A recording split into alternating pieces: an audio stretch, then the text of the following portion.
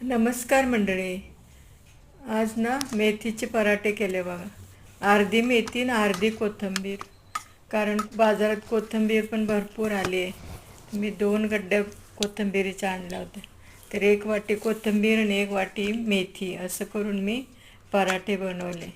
पराठ्यामध्ये घालण्यासाठी मी लसूण, जिरा आणि हिरवी मिरची, आपल्याला जेवढं तिखट पाहिजे तेवढं.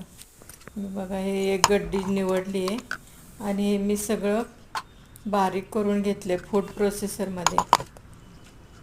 दोन्ही पण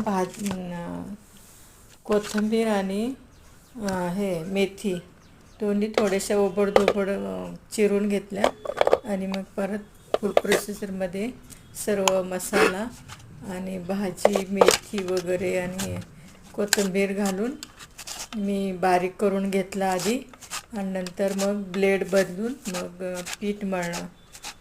गव्हाचं पीठच फक्त मी घातलेलं आहे पराठ्यासाठी. आणखी चवीनुसार मीठ घालायचं आपल्याला. तेल थोडंसं पिठामध्ये घालायचं आहे. बघा अगोदर हे मी बारीक करून घेतलं, मग नंतर ब्लेड बदलून मग पीठ घातलं. आणि पीठ घालून मग त्यामध्ये मीठ वगैरे घालून मग ते मी पीठ मळलेलं आहे आणि हे पराठे बनवले. इतके टेस्टी झालेत ना. आपण पण मुलं ही कोथिंबीर खात नाही. कोथिंबीर आपल्या शरीराला खूप थंड असते कोथिंबीर, आणि कोथिंबीर पण खाल्ली जाते. मग म्हणून मी कोथिंबीर पण जास्त घातली. इतके टेस्टी झालेत ना पराठे. तुम्ही एकदा नक्की करा. बघा मी लोणी पण बनवलं होतं. लोण्यामुळे पण छान लागतात, लोण्यामध्ये पण आणि दहीमध्ये पण. आणि नक्की एकदा तुम्ही करून बघा. एकदम मऊसूत झालेले आहेत, आणखी टेस्टी झालेले आहेत.